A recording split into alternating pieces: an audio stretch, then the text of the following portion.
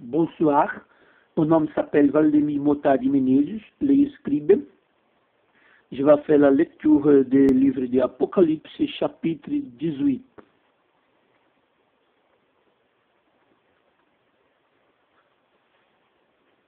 Après cela, je vis descendre du ciel un autre ange, qui avait une grande autorité, et la terre foi claire de sa gloire. Il cria d'une voix forte, disant, elle est tombée, Babylone la grande. Elle est devenue une habitation du démon, un repère de tout l'esprit impur, un repère de tout oiseau impur et odieux.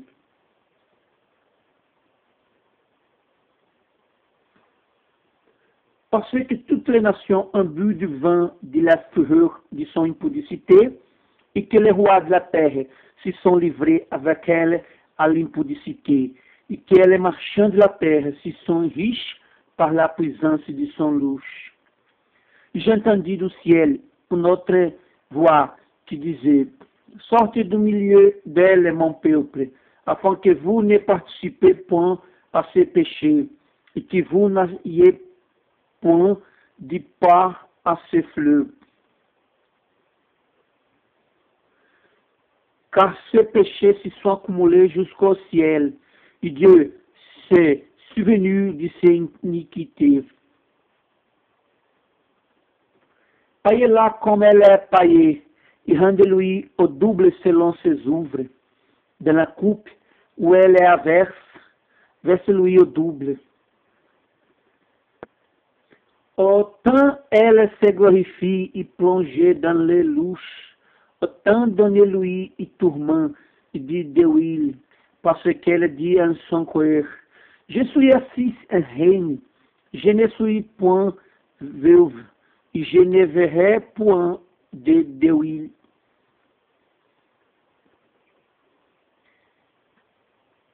À cause de cela, en même jour, ce flot arriveront la mort, le deuil et la famine, et elle sera consumée par le feu. Car il est puissant, le Seigneur, Dieu, qui la juge. Et tous les rois de la terre qui se sont livrés avec elle à impudicité et au louche, pleureront et se lamenteront à cause d'elle, quand ils verront la fumée de son embrassement.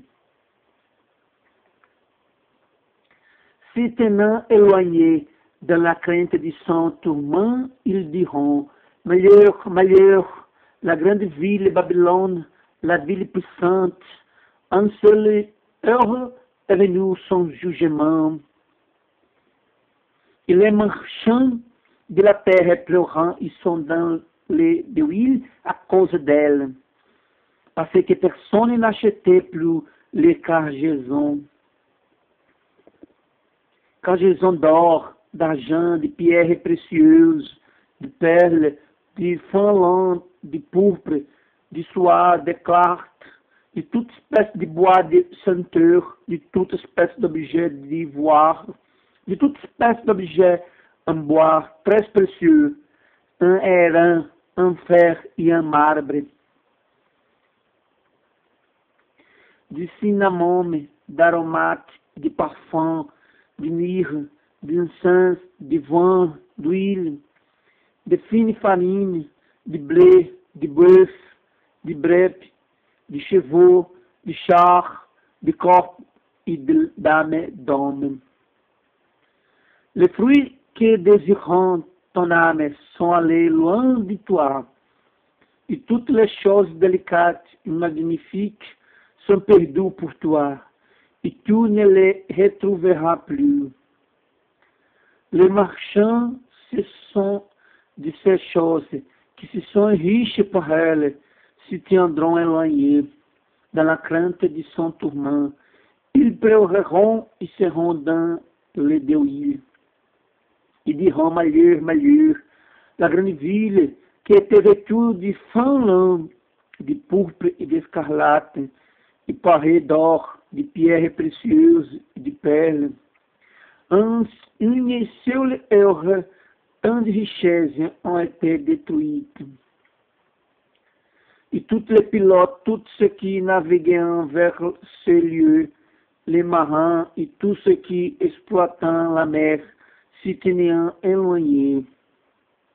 Ils s'écriaient en voyant la fumée de son embrassement.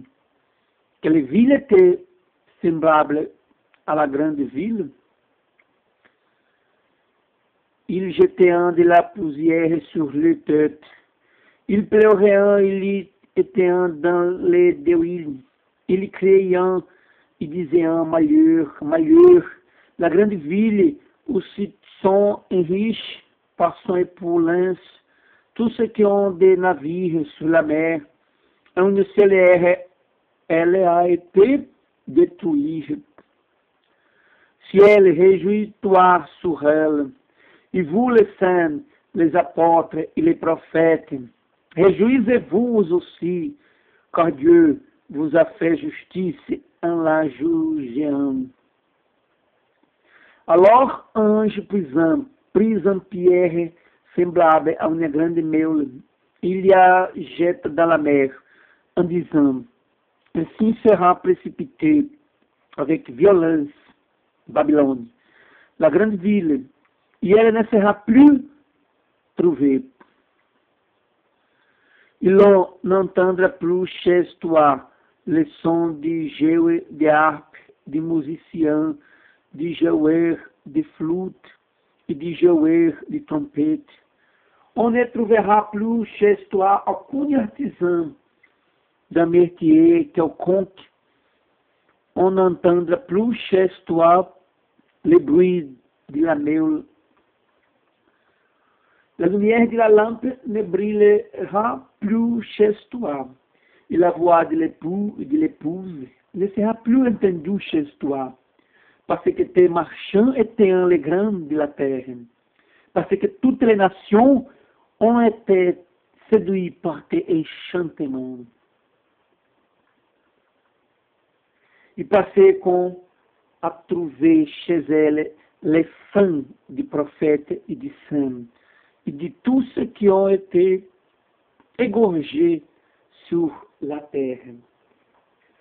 Ces paroles, ces passages de la Bible, par les chapitres 18 d'Apocalypse, sur les tombées de la ville mystique de Babylone. Babylone, c'est sa religion qui s'enrichit avec la relation avec les hommes, les rois de la terre. Ainsi, la grande ville va être tombée, c'est-à-dire Rome. L'Église catholique symbolisait Rome. L'Église catholique symbolisait toute la prostitution religieuse. Et de cette manière, non seulement l'Église catholique, mais elle est la représentation de toutes les religions, principalement les églises qui ne vivraient pas la doctrine de l'Évangile de Jésus-Christ. L'Église mondaine, l'Église qui fait commerce de les peuples, c'est aussi Babylone. Dans l'histoire, la principale marchande dame fut l'Église catholique. Mais dans les derniers jours, nous pouvons regarder en tout le monde, principalement ici en Amérique du Sud, Amérique du Nord, l'Église évangélique qui, de la même manière, fait marchand et toutes choses pour obtenir l'argent du peuple et ses leaders, ses berges, ses pasteurs rester riches. Toute forme de prostitution spirituelle c'est représentée pour Babylone, pour Rome, par ville de Rome par l'Église catholique. De cette manière, nous pouvons regarder le chapitre 18 d'Apocalypse, parler beaucoup sur Babylone comme une organisation spirituelle, beaucoup vers aux choses matérielles, l'argent et toute forme de richesse matérielle. C'est le principal objectif de Babylone. C'est, comme on parlait ici, la grande ville qui est vêtue de fin lin, de pourpre, d'escarlate e par redor de pierres précieuses et de perles. Regardez bien que Babylone est vert pour choses matérielles. Toute forme d'église qui est vert sur l'argent, son objectif, et chercher richesse, c'est Babylone. Au revoir.